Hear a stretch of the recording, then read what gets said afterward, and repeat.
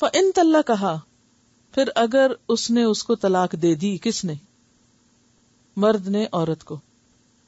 کون سی طلاق ہے یہاں؟ تیسری طلاق، یعنی طلاق بائن. فلا تحل لہ، اب عورت اس کے لیے حلال نہیں ہوگی، من بعد، اس کے بعد. تیسری طلاق کے بعد نہ رجوع ہے نہ نکاح ہے. ٹھیک ہے، پہلی طلاق کے بعد رجوع بھی ہو سکتا ہے اور مدت ختم ہو جائے تو نکاح بھی ہو سکتا ہے. دوسری طلاق کے بعد بھی رجوع ہو سکتا ہے عدت کے اندر، اور دوبارہ بھی نکاح ہو سکتا ہے عدت کے بعد. تیسری طلاق کے بعد نہ رجوع ہو سکتا ہے اور نہ ہی نکاح ہو سکتا ہے.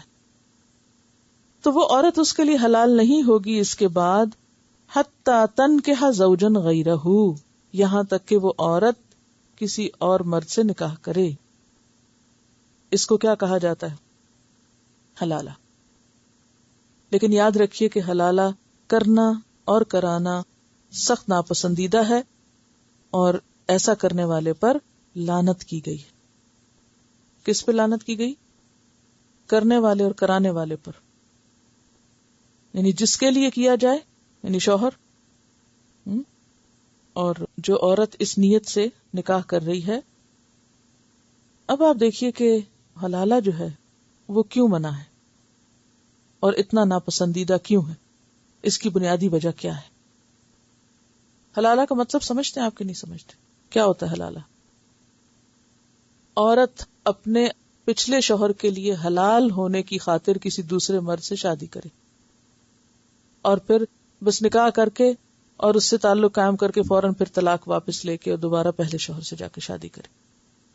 یہ سخت ناپسندیدہ چیز ہے. یعنی عورت کو اپنے سابقہ شوہر کے لیے حلال کرانے کے فعل کو حلالہ کہا جاتا ہے، کرنے والے کو محلل کہا جاتا ہے، جس کے لیے کیا جاتا ہے اسے محلل لہو کہا جاتا ہے. اور ایسا کرنا سخت ناپسندیدہ ہے. کیوں؟ اس لیے کہ سب سے پہلے تو نیت ہی خراب ہے. نکاح کس لیے ہو رہا ہے؟ کہ ساتھ نہیں رہنا. تو آپ کو معلوم ہے کہ نکاح کرتے وقت کیا ارادہ ہونا چاہیے؟ کہ زندگی بھر کا ساتھ نبھانا ہے. حلالہ میں کیا ہوتا ہے؟ 1 یا 2 راتوں کے بعد طلاق لے لی جاتی ہے، اور اگر وہ شوہر طلاق نہ دے تو جبرن لی جاتی ہے. پھر آپ دیکھیں کہ مقصد کا بھی فرق ہے، نیت کا فرق، دوسرا ہے مقصد کا فرق. مقصد کا فرق کیا ہے؟ جینوئن نکاح جو ہوتا ہے اس میں مقصد کیا ہوتا ہے؟ کہ بچے پیدا کریں گے، گھر بنائیں گے اور ایک ذمہ داریوں کو نبھائیں گے. جبکہ حلالہ کا مقصد کیا ہوتا ہے؟ صرف پہلے شوہر سے نکاح کرنے کی خاطر، حلال ہونے کی خاطر. پھر آپ دیکھیں کہ عام نکاح میں عورت کی اجازت لی جاتی، اور یہ واجب ہے، لازم ہے. جبکہ حلالہ میں نہ اجازت لی جاتی ہے نہ رضامندی. عموماً طلاق دینے والے شوہر ہی مجبور کرتے ہیں کہ جاؤ تم فلاں سے نکاح کرو، چاہے عورت نہ چاہے، وہ اس سے کراہت کرتی ہو، اسے مجبور کر کے دوسرا نکاح کروا کے اور پھر جبرن اس سے طلاق دلوا کے واپس وہ شوہر نکاح کرتا ہے. یہ سارے ظلم اور جبر کا کھیل ہے جس سے سخت ناپسند کیا گیا. ناجائز ہے نا، لعنت کی گئی ہے ایسا کرنے کرانے والے پر. چوتھی بات یہ ہے کہ نکاح کے وقت عموماً کفر کو دیکھا جاتا ہے کہ دونوں خاندانوں یا دونوں کے درمیان کوئی کامن چیز ہو. اور عموماً کفر کیا ہے؟ دین کفر ہے، یا ایک خاندانی برابری کسی نہ کسی درجے میں. لیکن حلالے میں ایسی کوئی چیز نہیں دیکھی جاتی. پانچویں بات یہ ہے کہ مہر دیا جاتا ہے، اور مہر کا ادا کرنا فرض ہے. حلالہ میں نہ طے کیا جاتا ہے نہ ادا کیا جاتا ہے، یعنی عورت کو کچھ نہیں ملتا. چھٹی چیز جو نکاح میں ہوتی ہے وہ اعلان اور تشہیر ہوتی ہے. یہ پہلے میں آپ کو بتا چکی ہوں نکاح کے جو لوازمات ہیں. اعلان اور تشہیر جو مسنون ہے. حلالہ میں کیا ہوتا ہے؟ نہ اعلان کیا جاتا ہے نہ تشہیر کی جاتی. چھپ چھپا کے نکاح کر کے، یعنی مثلاً ایک شوہر نے عورت کو طلاق دی، عورت الگ ہو گئی، اب وہ اسے مجبور کرتا ہے کہ نہیں میں نے تم سے دوبارہ نکاح کرنا، لہذا تم فلاں میرے دوست یا فلاں شخص کے ساتھ نکاح کرو اور پھر تم واپس میرے پاس آؤ. اور وہ لڑکی کے نہ ماں باپ کو پتہ چلنے دیتا ہے نہ کسی اور کو. تو انتہائی گھناؤنا فعل ہے، یعنی اس میں کوئی اعلان نہیں ہوتا. پھر آپ دیکھیں کہ ولیمہ ہوتا ہے نکاح کے بعد جو مسنون ہے، حلالہ کے بعد کوئی ولیمہ نہیں ہوتا. پھر اسی طرح باقاعدہ طریقے سے لڑکی کی عزت و وقار کے ساتھ رخصتی ہوتی. حلالہ میں عورت بیچاری کے ساتھ ایسا ظلم ہوتا ہے کہ کوئی اس کے لیے باقاعدہ رخصتی کا یا کسی دعوت کا کوئی انتظام نہیں ہوتا. پھر اسی طرح عموماً معروف طریقے میں کیا ہے، جیسے ہمارے معاشرے کے اندر کوئی جہیز، کوئی تحفے تحائف، لیکن حلالے کے وقت لڑکی کو نہ کسی قسم کا کوئی جہیز دیا جاتا ہے اور نہ ہی کوئی تحفے تحائف. پھر اسی طرح آپ دیکھیں کہ شادی ایک خوشی کا موقع بھی ہوتا ہے، یعنی لڑکی کے لیے، لڑکے کے لیے، خاندان والوں کے لیے. لیکن حلالہ کیا ہے؟ عورت کے لیے انتہائی تکلیف دہ موقع، پریشان کن موقع. اور عموماً عورت خود چل کے وہاں جاتی ہے جس سے اس نے حلالہ کرانا ہوتا ہے، یعنی رخصتی کی بجائے. پھر اسی طرح نکاح کے اوپر مبارکباد دینا مسنون ہے، حلالے پر کون مبارک دیتا ہے. پھر اسی طرح عموماً یہ ہے کہ دلہن کو تیار کیا جاتا ہے، جو معروف طریقہ ہے. حلالہ کے لیے عموماً اس کا کوئی اہتمام نہیں ہوتا. پھر اسی طرح عام نکاح میں آپ دیکھیں کہ خاندان والے اکٹھے ہوتے ہیں، ایک خوشی کا موقع ہوتا ہے، لیکن حلالہ کے لیے کوئی بھی نہیں ہوتا. پھر اسی طرح نکاح میں نان نفقہ مرد کے ذمے ہوتا ہے. نکاح کے بعد نان نفقہ کس کو دینا ہوتا ہے؟ مرد کو. لیکن حلالے میں اس کو پے کیا جاتا ہے جس سے نکاح کیا جاتا ہے. یعنی کتنی قباحتیں، کتنی خرابیاں ہیں. اور یہ خرابی کہاں سے شروع ہوئی؟ ایک وقت میں 3 طلاقیں دینے سے، مکروہ اور ناجائز طریقے پر. کیونکہ اس کی ضرورت ہی پیش نہیں آ سکتی حلالے کی اگر کوئی سنت کے مطابق طلاق دے. اور سنت کے مطابق طلاق کیا ہے؟ طہر میں، پیریڈز میں بھی نہیں، طہر میں، اس طہر میں جس میں شوہر اور بیوی باہم جسمانی طور پر نہ ملے ہوں، اس طہر میں طلاق دی جائے گی. اور پھر اس کے لیے مدت کتنی ہے؟ 3 ماہ کی عدت گزارے. اور عدت کہاں گزارے گی عورت؟ شوہر کے گھر میں گزارے گی تاکہ شوہر رجوع کر سکے. ہو سکتا ہے دل پھر مائل ہو جائے. اجازت نہیں ہے کہ طلاق کے فوراً بعد عورت کو گھر سے نکالا جائے، یہ بھی ایک جرم ہے. تو اب آپ خود سوچیں کہ اسلام میں اگرچہ طلاق ناپسندیدہ ہے، لیکن ایک رخصت ہے کہ بہت مشکل میں پڑ جائے تو انسان کے لیے کوئی وے آؤٹ ہو.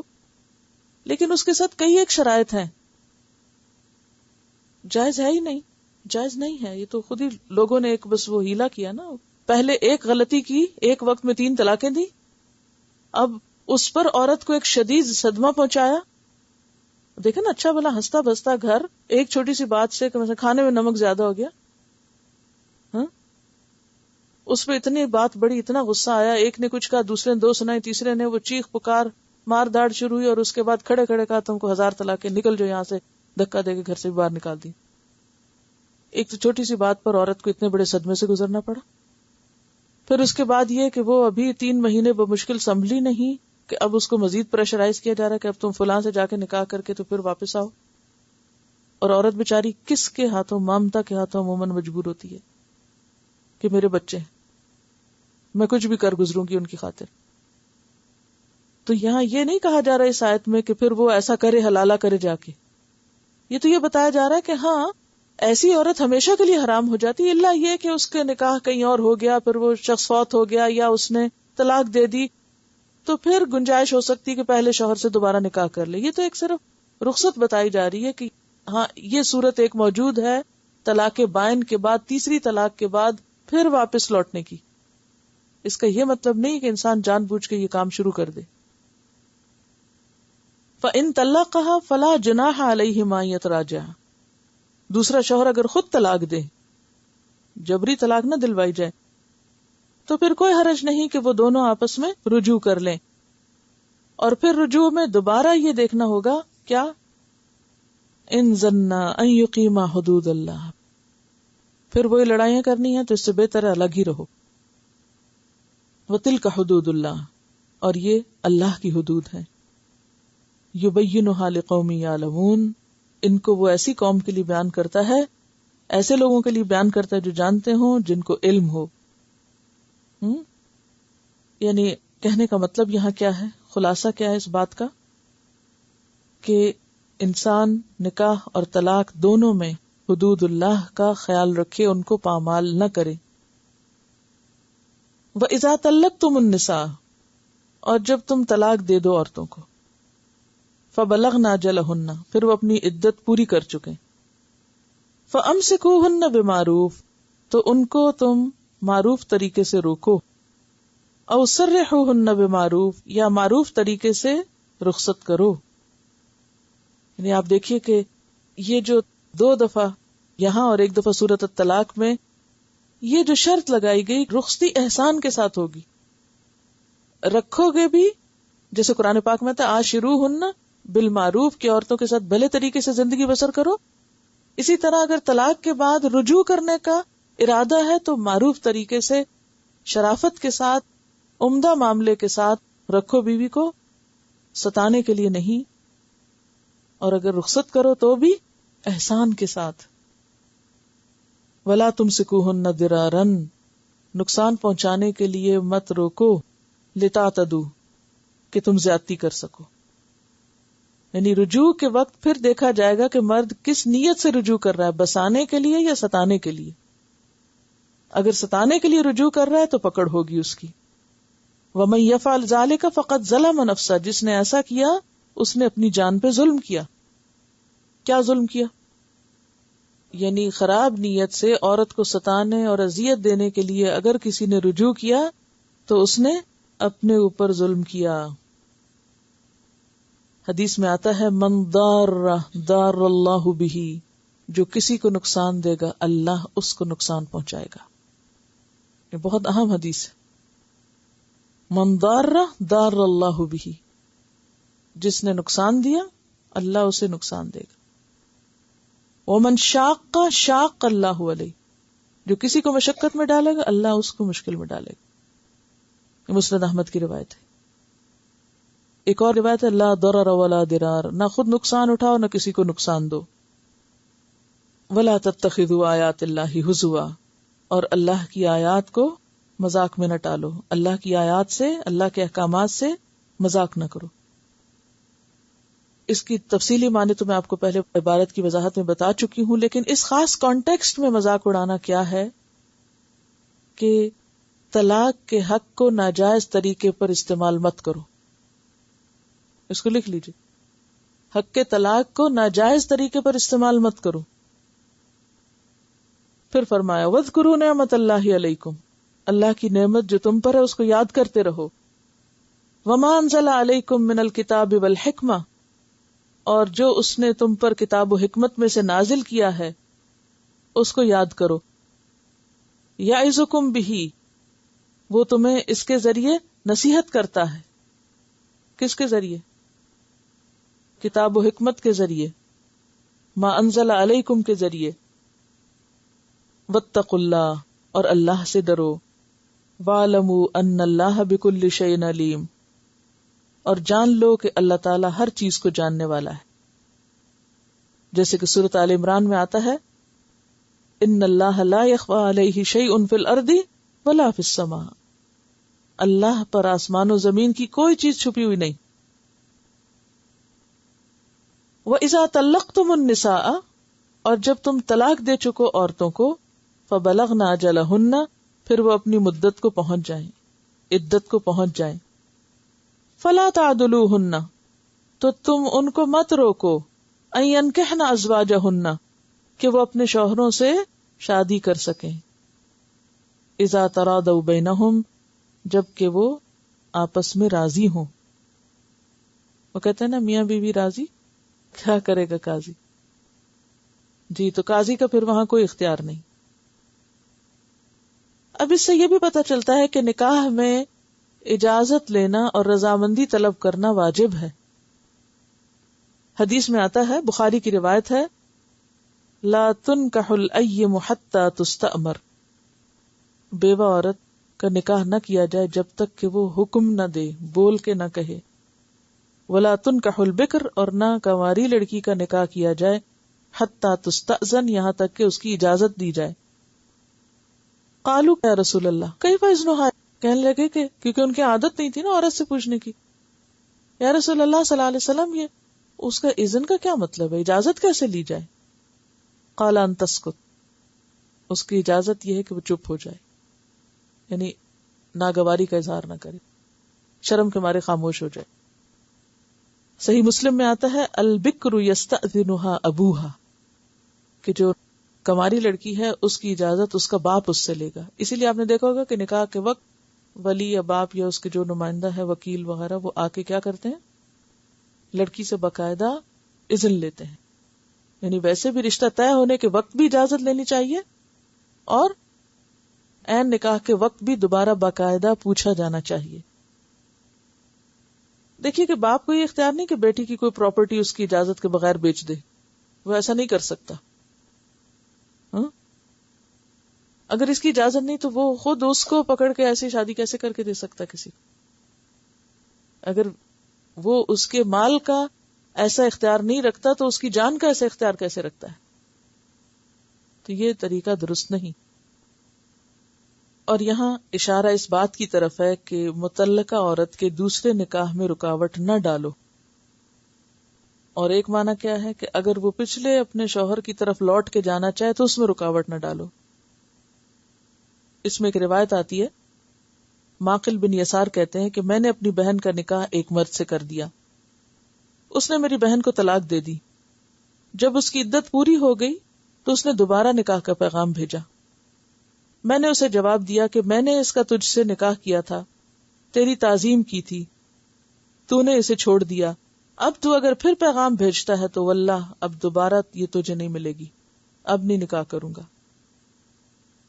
وہ شخص جو تھا وہ اچھا تھا، یعنی نیچر کا اچھا تھا، اور بہن بھی واپس جانا چاہتی تھی. وہ مرد نیک بخت تھا اور میری بہن اس سے رجوع کرنے پر راضی تھی. تو اس وقت اللہ تعالیٰ نے یہ حکم بھیجا فلا تعدلوہن، کہ عورت کے واپس جانے کے راستے میں رکاوٹ نہ بنو. تو میں نے کہا یا رسول اللہ اب میں اس سے نکاح ضرور کر دوں گا. آپ نے فرمایا ہاں اس سے نکاح کر دو. تو مومن کیسا ہوتا ہے؟ کسی بھی چیز کو انا کا مسئلہ نہیں بناتا. پہلے وہ کہہ رہا کہ بالکل نہیں کروں گا، دیکھو میں نے تمہیں نکاح کر کے دیا تھا، تم نے یہ اس کی عزت کی، گھر سے نکال دیا، اور اب تم پھر آ گئے ہو، جاؤ چھٹی کرو.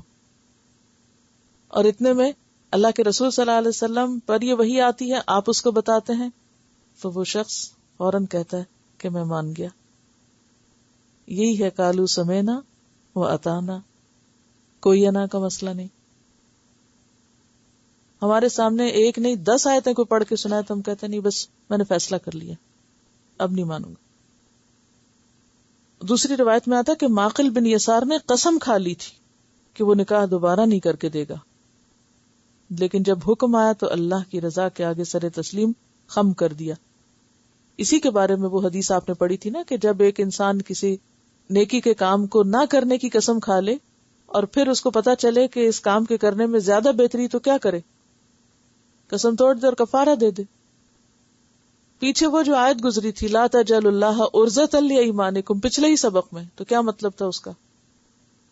اللہ کے نام کو استعمال نہ کرو نیکی کے کام سے رکنے کے لیے. یہی اس کی وضاحت ہے، یہ موقع اس کی وضاحت کر رہا ہے کہ بعض اوقات انسان ایک جائز کام کو اپنے اوپر حرام کر لیتا ہے. کس سے؟ قسم کھا کے. قسم کھا کر کیا کہتا ہے؟ میں یہ نہیں کروں گا. جیسے معقل نے قسم کھا لی کہ میں بہن کی شادی دوبارہ اس شخص سے نہیں کروں گا. اللہ تعالیٰ نے فرمایا نہیں، اگر بہن کا دل چاہتا ہے اپنے گھر واپس جانے کو تو تم نہیں آڑے آؤ، تم نہیں رکاوٹ بنو. اچھا یہاں تو آپ دیکھیے طلاق ہو گئی، عدت گزر گئی، سب ہو گیا، وہ دوبارہ نکاح کا پیغام دے رہا ہے. لیکن ہمارے ہاں تو اگر کسی وقت شوہر نے بیوی کو کچھ برا بھلا کہہ دیا، ناراض ہو گیا، تو عموماً میکے والے بیچ میں مداخلت کرتے ہیں. وہ چھوٹی سی بات ہوتی ہے نا، اس کو اتنا طویل کر دیتے ہیں. ابھی طلاق نہ بھی ہو تو وہ کہتے ہیں نہیں اب واپس نہیں جا سکتی، اور ایسے ایسے نہ کے مسئلے بنا کے گھروں کو برباد کر دیتے ہیں کہ جس کے پیچھے نہ کوئی لاجک ہے اور نہ ہی کوئی شریعت کا حکم سوائے اپنی انا کے. تو یہ سب ناجائز باتیں. اسی لیے آپ دیکھیے کہ یہاں پر وَاعْلَمُوا کی تکرار ہے، وَاتَّقُوا اللہ کی ہے، تِلْکَ حُدُودُ اللہ کی ہے. تاکہ لوگ خدا سے ڈرتے ہوئے ان معاملات کو طے کریں. اور دوسرا معنی جیسے میں نے عرض کیا تھا کہ دوسرا نکاح اگر کہیں اور شادی کرنا چاہتی ہے تو اس پر بھی رکاوٹ نہ بنے کہ تمہیں ایک شادی سے سمجھ نہیں آئی پھر شادی کرنا چاہتی. ذالک یوعظ بہ من کان منکم یؤمن باللہ والیوم الآخر. یہ تو نصیحت اس کے لیے جو اللہ اور یوم آخرت پر ایمان رکھتا ہے. جس کے دل میں اللہ اور یوم آخرت پر ایمان نہیں وہ اس بات کو نہیں سمجھے گا اور وہ اس معاملے کو درست طور پر حل نہیں کرے گا. اور پھر آپ دیکھیے کہ اس کا تعلق کس سے ہے کہ اگر عورت رضامند ہے کہیں شادی کرنے پر اور لڑکے میں کوئی عیب نہیں تو محض یہ سوچ کر کہ چونکہ اس نے اپنی پسندیدگی کا اظہار کر دیا اس لیے اب شادی ہم کریں گے ہی نہیں. کئی خاندانوں میں یہ بھی ایک ہوتا ہے نا مسئلہ کہ ویسے لڑکا بہت اچھا بھی کیا مشکل ہے, کوئی مشکل نہیں, چونکہ یہ دونوں ایک دوسرے کو لائک کرتے ہیں تو ہمارے ہاں تو یہ ہماری عزت کے خلاف ہے اور ہماری انا کے خلاف ہے, اب نہیں ہم شادی کر کے دیں گے. اگر یہ بات نہ ہوتی تو ہم ضرور کر دیتے. اب یہ بھی خود ساختہ ایک قصہ ہے. تو اسی طرح وائس ورسا جبرن نہیں کہیں کر سکتے. مثلا حضرت خنسا بنت خزام کہتی ہیں کہ میرے باپ نے میرا نکاح کر دیا جبکہ میں سیبہ تھی. سیبہ کیا ہوتا ہے؟ شادی شدہ تھی اور طلاق یافتہ تھی یا شوہر فوت ہو گئے. میں اس نکاح کو پسند نہیں کرتی. آخر میں آپ صلی اللہ علیہ وسلم کے پاس آئی تو آپ نے میرے باپ کے کیے ہوئے نکاح کو فسخ کر دیا. تو اس سے کیا پتہ چلتا ہے کہ جبرن نکاح نہیں کرنا چاہیے. فرمایا ذالکم ازکا لکم, یہ بات تمہارے لیے زیادہ پاکیزہ. کون سی بات؟ کس بات کی طرف اشارہ ہے؟ یہ بات تمہارے لیے پاکیزہ تر ہے. نمبر 1, ایک جائز معروف طریقے سے ہونے والے نکاح میں رکاوٹ نہ ڈالنا. نمبر 2, شوہر اور بیوی کی, لڑکے اور لڑکی کی باہم رضامندی سے شادی کرنا. نمبر 3, پسند کی شادی کوئی جرم نہیں, کوئی گناہ نہیں. مثلا اگر آپ کا بیٹا یہ کہتا ہے کہ میں اپنی فلاں کزن سے شادی کرنا چاہتا ہوں اور وہی کروں گا, اور آپ کی اور اس کزن کی ماں کی نہیں بنتی تھی یا 2 بھائیوں کی نہیں بنتی تھی, اب آپ سے کسی صورت گوارا اور برداشت نہیں کہ آپ کے بچے آپس میں شادی کریں, تو عموماً پھر کیا کرتے ہیں؟ وہاں نہیں کروں گی اور جہاں مرضی کو کر. نہیں, اب انا کا مسئلہ نہیں بنا. ذالک ازکا لکم, یہاں اپنی انا مار کے, اپنے اختلافات بھول کے, یا اپنی جلن اور حسد اور اپنے جو وہ بغض ہے اس کو ختم کر کے ان بچوں کی شادی کر دینا. ازکا لکم, اس میں تمہارا تزکیہ ہوگا. کیا تزکیہ ہوگا؟ ہاں, کسی کے جائز حق کو دینے کے لیے اپنی ناجائز بات کو پی جانا, ختم کر دینا, یہی تزکیہ ہوتا ہے. یعنی اپنے پسند اور ناپسند کو اللہ کے حکم کے تابع کر لینا. ٹھیک ہے میرا دل تو نہیں مانتا لیکن اللہ کا حکم ہے تو میں راضی ہوں. عموماً آپ دیکھیں ہمارے معاشرتی مسائل کیا ہیں, یہی مسئلے بنائے ہوئے نا, بے وجہ کے مسئلے بنائے ہوئے. اچھا بعض اوقات والدین رکاوٹ ڈالتے ہیں جائز وجہ سے بھی, لیکن عموماً رکاوٹیں جائز وجہ سے نہیں ڈالتے. یا انا کا مسئلہ ہوتا ہے یا اسٹیٹس کا مسئلہ ہوتا ہے. مثلا لڑکے نے ایسی لڑکی پسند کر لی جو طلاق یافتہ ہے, اب تو آش آمد گئی, تو ہو ہی نہیں سکتا. کوئی بیوہ تھی یا طلاق یافتہ تھی یا عمر میں بڑی تھی یا شکل میں فرق تھی, یعنی لڑکا گورا اور لڑکی کالی, یا کلچر کا کوئی فرق ہے یا کوئی اور اس طرح. تو دیکھیں اسلام نے جہاں منع کیا وہ تو شرک ہے اور کفر ہے, اور اگر وہ نہیں تو دین ہے اور بظاہر کوئی ایسی خاص خرابی نظر نہیں آتی. ایک ہوتا ہے نا کہ بظاہر ایسی خرابیاں ہیں کہ جو آئندہ بچوں کے لیے بڑی نقصان دہ ہو سکتی, تو اس میں تو ماں باپ روک سکتے ہیں. لیکن بظاہر اگر کوئی خاص خرابی نظر نہیں آتی تو بے وجہ کلچر اور انا اور روایتیں اور ان سب چیزوں کو مسئلہ بنا کے شادی جیسے ایک سمپل کام میں رکاوٹیں نہ ڈالو اور زندگی کو دوبر نہ بناؤ. وہ اطہر اور زیادہ پاکیزہ ہے, یعنی گناہوں سے پاک کرنے والی چیز ہے. ورنہ ایسے معاملات میں رکاوٹ ڈالا جانا عموماً گناہوں میں اضافے کا سبب بنتا ہے. تو میں روز گھر میں چپکلش, روز لڑائی, روز جھگڑا, وہ روٹ کے جا رہا ہے وہ آ رہا ہے, یعنی بہت سی خرابیاں پھر چل پڑتی. پھر کیا ہوتا ہے الٹیمیٹلی بچے جا کے کورٹ میں شادی کر لیتے ہیں, وہ ماں باپ کو بالکل ہی چھوڑ دیتے ہیں. یہ زیادہ بہتر صورت ہے، یا پھر ایک جائز حق پہ راضی ہو جانا کہ اگر بظاہر خرابی نظر نہیں آتی تو جانے دو. کوئی ضروری ہے کہ ہر چیز ہماری مرضی کے مطابق ہو زندگی میں؟ اگر وہ خوش ہیں تو رہیں خوش. تو ایسے میں ماں باپ کو یا جو ولی الامر ہیں ان کو ایشو نہیں پیدا کرنا چاہیے، معاملات کو سلجھانے کی کوشش کرنی چاہیے. اچھا، ایک اور چیز، ایک اور رکاوٹ سابقہ شوہر کی طرف سے بھی بنتی، یعنی بعض اوقات ماں باپ رکاوٹ ڈالتے ہیں، بعض اوقات بہن بھائی ڈالتے ہیں، بعض اوقات پچھلا شوہر، یعنی طلاق یافتہ لڑکی اگر دوبارہ شادی کرنا چاہے تو وہ کہتے ہیں میں قتل کر دوں گا اگر تم نے کسی اور سے شادی کر دی. ان کو بھی روکا گیا. گویا نکاح میں رکاوٹ ڈالنا ناپسندیدہ کام ہے. کیے ہوئے نکاح کو باہم توڑوانے کی سازشیں اور چالیں ناپسندیدہ کام ہے. اوور آل اسلام کا مزاج کیا سمجھ میں آتا ہے؟ اسلام کیا چاہتا ہے؟ شادی کے انسٹیٹیوشن کو آسان بناؤ، سنجیدہ بناؤ، نبھانے کے لیے اور بامقصد طریقے پہ شادی کرو، اس کو سپورٹ کرو، شوہر بیوی کے اختلافات کو کم کرنے کی کوشش کرو، بات بات پہ طلاق مت دو، طلاق کے لیے ایک پروسیجر فالو کرو، اس میں جو مہلت ہے اور جو عدت ہے اس کی پابندی کرو، اور ان معاملات کو مشکل نہ بناؤ، آسان کرو. کیونکہ آپ دیکھیے کہ جب نکاح کو مشکل بنا دیا جاتا ہے تو اس کا نقصان کیا ہوتا ہے. یعنی اگر ساری باتوں کو خلاصہ کریں تو پھر ایک بات ہوگی کہ نکاح مشکل نہ بناؤ اور طلاق آسان نہ کرو. کیوں نکاح کو آسان کیوں رکھا گیا؟ نکاح میں رکاوٹیں ڈالنے سے کیوں منع کیا گیا؟ برائیوں کا خاتمہ ہو، فحاشی اور بے حیائی اور زناکاری کا خاتمہ ہو. زنا کا کیا نقصان ہے؟ اس میں پھر عورت ہی کے حق پر زد پڑتی، گھروں میں خرابی ہوتی، یعنی لامتنا ہی فساد ہے. پھر اس کے آگے نسلوں پہ اثر پڑتا ہے، جا کے حسب نسب پہ فرق پڑتا ہے، انسانی زندگیاں متاثر ہوتی، بچوں کی تربیت متاثر ہوتی ہے. اس میں حقوق انسانی کا معاملہ ہے. والوالدات یرضعن اولادہن حولین کاملین. یعنی اس آیت کو اگر آپ سوچ کے پڑھیں نا، اتنا پیار آتا ہے نا اللہ تعالیٰ پر. اللہ تعالیٰ عورت کے حقوق تو کیا بچوں کے حقوق بھی پروٹیکٹ کرتے ہیں.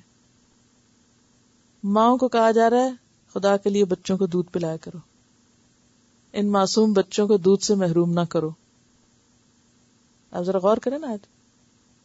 والوالدات یرضعن اولادہن حولین کاملین لمن اراد ان یتم الرضاعہ. اور پھر بچے ہی کی خاطر علی المولود لہ باپ کو مجبور کیا گیا کہ رزقہن و کسوتہن بالمعروف. عورت کا خاص خیال رکھو، کھانا کپڑا مہیا کرو آسانی سے، معروف طریقے پر. اور پھر اس معاملے میں کوئی ایک دوسرے کو پریشان نہ کرے. لا تکلف نفس الا وسعها. کوئی کسی کو تکلیف نہ دے مگر اس کی وسعت کے مطابق. لا تضار والدۃ بولدها. نہ ماں کو تکلیف دی جائے بچے کی وجہ سے کہ بچے کو اس سے الگ کیا جائے، ولا مولود لہ بولدہ، اور نہ ہی باپ کو زیادہ مطالبہ کر کے اس بچے کی وجہ سے تکلیف دی جائے. وعلی الوارث مثل ذلک. اور وارث پر بھی اسی کی مانند ذمہ داری ہے. پھر اگر دونوں دودھ چھڑانے کا فیصلہ کر لیں تو بھی کیا کرو، باہم مشورے سے کام کرو. ان آیات میں جو مرکزی نقطہ ہے وہ ایک دوسرے کے ساتھ، یعنی شوہر اور بیوی کا بچوں کے معاملات میں، گھریلو معاملات میں باہم مشورے کا ہے. ترادن اور تشاورن.